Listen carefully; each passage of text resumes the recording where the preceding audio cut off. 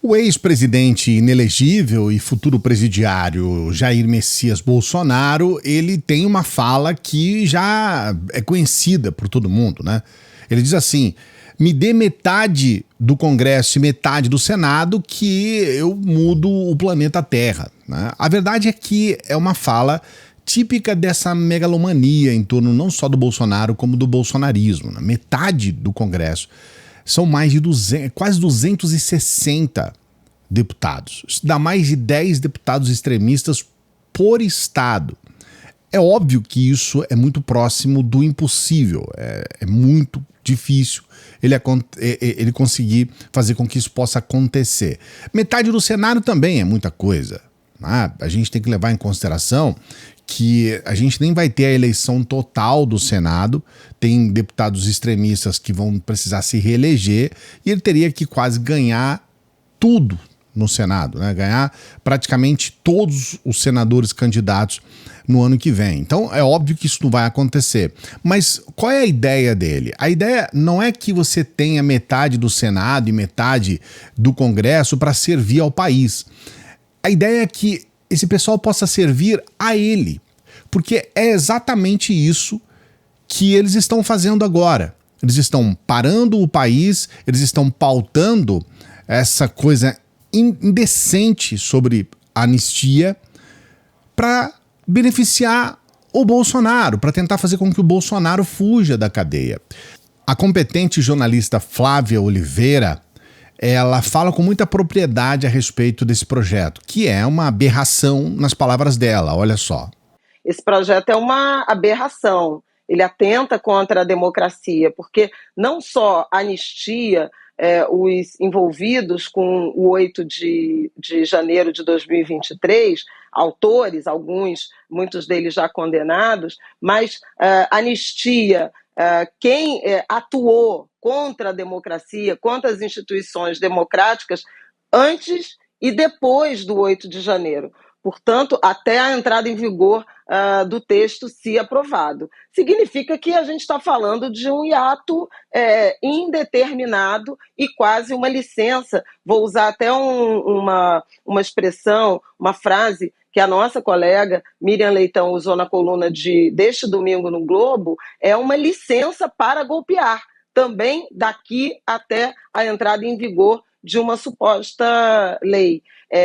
Ela afronta o judiciário e, portanto, é muito importante que a sociedade brasileira seja informada sobre o conteúdo desse projeto. Parece um inocente ato, um inocente texto legislativo no alcance de aplacar penas consideradas severas contra os autores dos ataques às instituições, à sede dos poderes, naquele domingo, 8 de janeiro de 2023. Mas ele não é só isso. Ele é muito grave do ponto de vista de um país que foi testado, né, que teve suas instituições, o sistema eleitoral, as urnas eletrônicas, as autoridades eleitorais, as autoridades, né, do judiciário testadas e estressadas ao limite nos últimos anos. A primeira proposta da oposição era obstruir tudo. Vamos parar a Câmara, vamos acabar com tudo, ninguém trabalha aqui, ninguém faz nada. Não deu muito certo, aliás, deu bem errado, porque a Câmara continuou trabalhando e inclusive aprovaram essa lei, chamada Lei da Reciprocidade, que dá ao Lula a oportunidade de dar uma resposta para o Trump. É uma lei anti-Trump, inclusive. E eles conseguiram aprovar uma lei que vai completamente contra esses princípios, se a gente pode dizer assim, da extrema-direita brasileira. Então não deu muito certo. Aí eles passaram a fazer essas ações de colher assinatura loucamente. E colocaram, inclusive, nós mostramos aqui no canal, um grupo de modelos, de meninas, modelos que começaram a correr atrás das pessoas. Nós mostramos aqui o Sócrates Cavalcante correndo atrás de gente no aeroporto e tudo mais. E aí eles conseguiram essas assinaturas. Só que tem um detalhe. O governo, ele obviamente teve uma reação a isso. A reação foi correr atrás daqueles que fazem parte da base e falar: ué, mas como assim? Você vai querer fazer parte do governo, ter as benesses que o governo oferece para você, e aí você vai querer defender a oposição? E aí as pessoas começaram a tirar assinaturas desse projeto, né, da votação em urgência do PL da anistia. Eles começaram a retirar as assinaturas. E aí foi quando o Sóstenes, no desespero, de forma até bem atabalhoada, ele consegue, mesmo com a ausência do presidente da Câmara, o Mota, ele consegue protocolar o regime de urgência para a lei da anistia. Tem algumas questões para você entender. A primeira, a mais importante delas, é que ali nós tínhamos realmente uma demonstração de que essa base do governo não está tão unida. Eles são um pouco complicados, tá?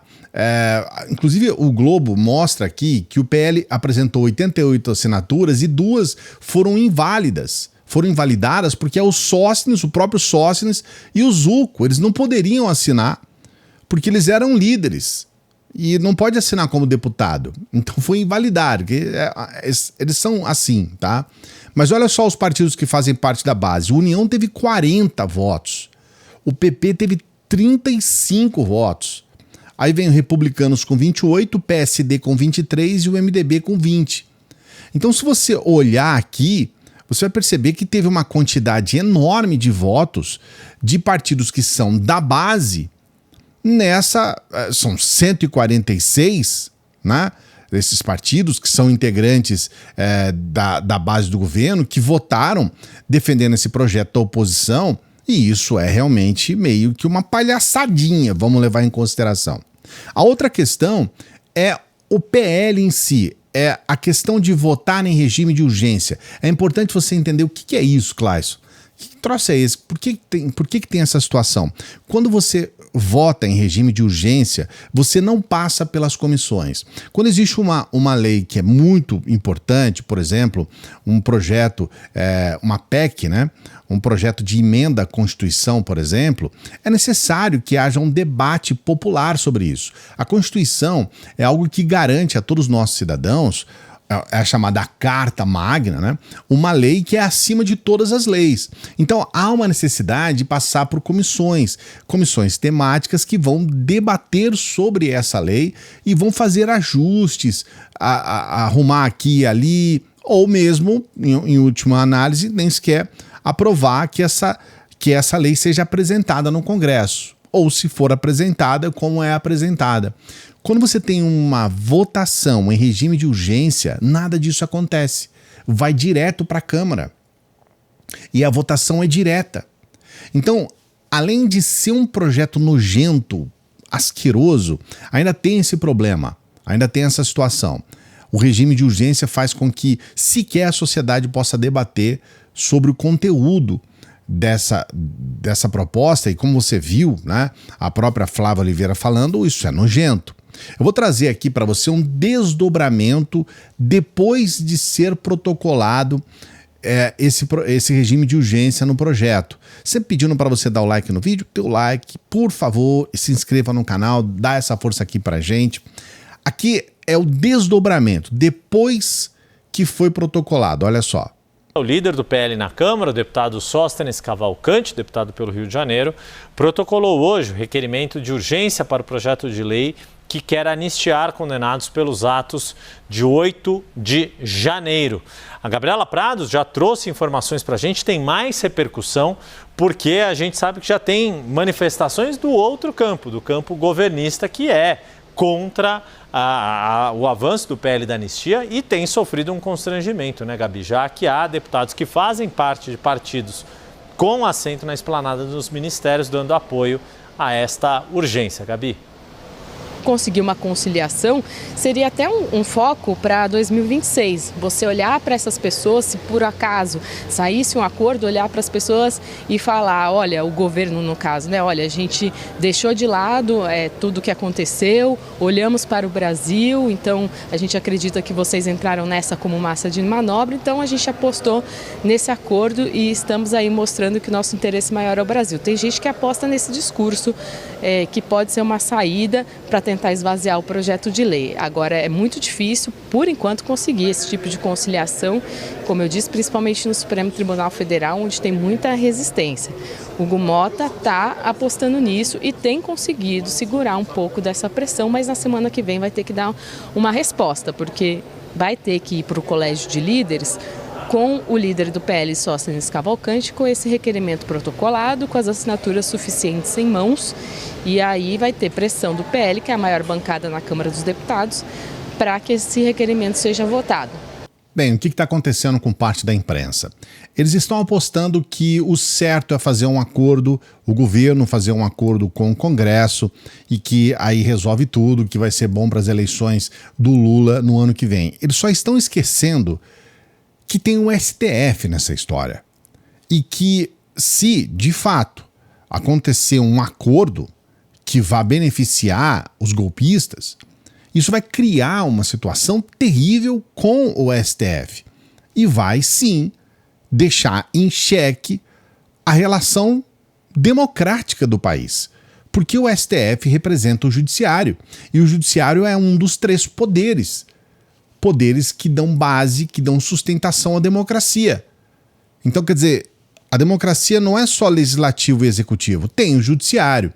Então, mesmo que haja essas questões, existe uma outra questão e 2 pontos que eu queria trazer para você. Um eu já trouxe no vídeo anterior, que é com relação a essa questão específica da pena em si, que é a progressão. Como eu sempre falo aqui, né?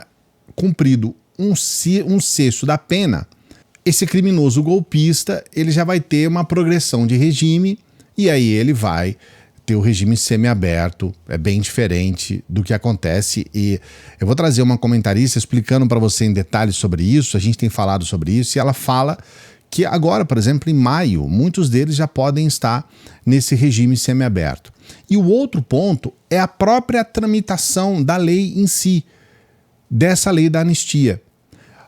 Primeiro ponto é o fato do próprio presidente da Câmara ele ter simplesmente a opção de não colocar em votação, ele não é obrigado a colocar. Existem milhares, pelo menos centenas de requerimentos que estão lá, ele pode simplesmente não colocar em votação. O segundo ponto é o fato de ele poder transmitir isso para os líderes. E os líderes, com certeza absoluta, os líderes não têm essa adesão total como tem na Câmara esses deputados. É bom deixar claro que nós temos uma situação aqui em que eles fazem um terror. Esses deputados extremistas, eles chegam para esse pessoal do Centrão e falam, olha, se você não colocar sua assinatura aqui, eu vou lá no teu curral eleitoral e vou te arrebentar lá. E vou colocar você como a pior pessoa do mundo e tudo mais. Eles têm as redes sociais na mão. Então, existe essa pressão, que é uma pressão baixa, é completamente ridícula pelo ponto de vista do que se espera de um político, mas eles fazem esse jogo. Aí nós temos um outro ponto, que aí é o fato de colocar em votação e não ser aprovado. Sendo aprovado, existem 2 questões. Teria que ser aprovado na Câmara e no Senado. Sendo aprovado na Câmara e no Senado, muito provavelmente esse projeto vai para o STF e aí, obviamente, o STF vai dizer, olha, esse projeto é inconstitucional, como de fato ele é inconstitucional. E aí tem uma outra questão, que é o próprio Lula, né, que no caso é o executivo, dizer não, eu não aceito essa lei, né, usando um termo não jurídico, eu tenho as palavras que a gente fala aqui, que às vezes, né, que é simplesmente ele não sancionar, certo? E aí, o que acontece? Para que o Congresso possa cancelar ou anular o veto do presidente, o Congresso tem que ter 2/3 da Câmara. E eles não têm agora esses 2/3. Então você percebe que existe sim muito comentário a respeito, existe muita coisa a respeito, mas ainda tem muita água para rolar embaixo dessa ponte. Vamos colocar aqui essa fala da comentarista que traz para você um pouco sobre essa situação específica que eu falei aqui sobre progressão de pena. Muitos dos condenados pelo 8 de janeiro já estão perto de cumprir 1/6 da pena. Só para citar um exemplo, quem foi preso ali em janeiro de 2023 e depois foi condenado a 14 anos de prisão, esse 1/6 da pena já é completado agora em maio de 2025. Então, a partir de maio, essas pessoas, pela lei, já estão aptas a progredir de regime. Então, não ficariam mais em regime fechado, poderiam aí progredir para um regime semiaberto. E aí, os ministros entendem defendem, muitos interlocutores ali do ministro Alexandre de Moraes, os ministros que são mais alinhados a ele no rigor das penas, têm falado que isso pode ajudar, então, a baixar essa temperatura em torno da anistia, né? E além dessa progressão de regime, a concessão aí de liberdade provisória, liberdade, na verdade, para alguns dos presos provisórios, né? Os presos que ainda não foram julgados podem acabar tendo algum tipo de benefício, como foi o caso, inclusive, da Débora, né? Que foi tornada aí um símbolo da direita para concessão, para a pauta da anistia, e ela foi, então, beneficiada, né, pela prisão domiciliar aí alguns dias atrás. Então, todo esse contexto, na avaliação de alguns ministros da Corte, pode ajudar, sim, a aliviar essa pressão por anistia ou até mesmo frear essas discussões no Congresso. O resumo do vídeo de hoje. Eu não vou dizer para você que é impossível que seja aprovada essa lei, mas é claro, por todas as evidências que eu trouxe aqui, você há de convir que vai ser muitíssimo difícil. Mas coloca aqui nos comentários o que você acha. Mediante tudo o que a gente trouxe nessa reflexão hoje para você, você acredita ainda que essa lei vai ser aprovada? Ou você realmente acha que eles querem apenas dominar as redes sociais e os debates para continuar de alguma forma pautando a esquerda e pautando o país? Coloca aqui nos comentários. Não se esqueça de dar o like no vídeo. Dê o like no vídeo e, por favor, se inscreva no canal. Faça a sua inscrição no canal. É muito importante que você seja inscrita aqui do canal. A gente tem aquela dica da renda extra. A dica da renda extra eu acho importante pelo seguinte: essa escola de negócios, muitas pessoas às vezes não entendem muito bem como é que funciona. Você tem o direito de usar tudo que está lá, de entrar nessa escola e em 7 dias você tem o seu dinheiro de volta caso você desista. Então, é um investimento seguro. Tem segurança. Em 7 dias, olha, eu não gostei, eu não me adaptei, eu não quis. Você tem 1 semana para você devolver. Quando você devolve, que é um investimento pequeno, tá, gente? É muito pouco. Mas para muitas pessoas não. Para muitas pessoas é substancial. Apesar de você poder dividir e tudo mais. Você tem o seu dinheiro de volta. Em 7 dias, em 1 semana. Essa segurança, eu acho ela muito importante, porque, é claro, né, depois de 1 ano que você está lá dentro, você quer devolver, aí não dá. Mas 1 semana você pode usar e você tem sempre, ninguém vai perguntar nada para você, você tem 100% do seu dinheiro devolvido. Então, se você ainda tem dúvidas, recebeu lá, não, mas será que eu devo, será que eu não devo? Fique tranquilo. Aproveita agora, que nós temos uma semana, inclusive, que tem feriado e tudo mais, e você tem até a segunda-feira que vem, se você entrar hoje, para você devolver. Então você pode aproveitar os feriados e tudo mais. Claro, se não gostei, o dinheiro é devolvido para você integralmente, todo o dinheiro, 100%. Eu estou colocando isso aqui porque às vezes algumas pessoas ficam chateadas porque, Cláudio, se você não explica... Não dá para explicar tudo em um vídeo. Então a gente coloca uma explicação aqui, outra ali, e se você tiver perguntas, mas veja bem, se você quiser saber mais, você tem que entrar aqui no link, porque aí você vai lá para o WhatsApp, e aí sou eu mesmo, eu explico tudo para você. Então aí você vai entender, você vai saber, você vai ter todas as dúvidas sanadas. E quem sabe as suas dívidas pagas também, né? É só você trabalhar. Primeiro comentário fixado. Honesto, seguro, verdadeiro e que pode te ajudar. Primeiro comentário fixado. E a gente sempre pede para as pessoas que chegam no final dos vídeos para que ajude o nosso trabalho.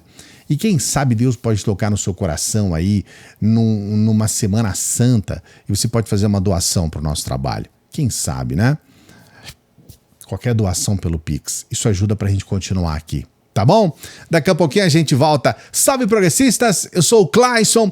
E se você gostou deste vídeo, você também vai gostar desse aqui, ó.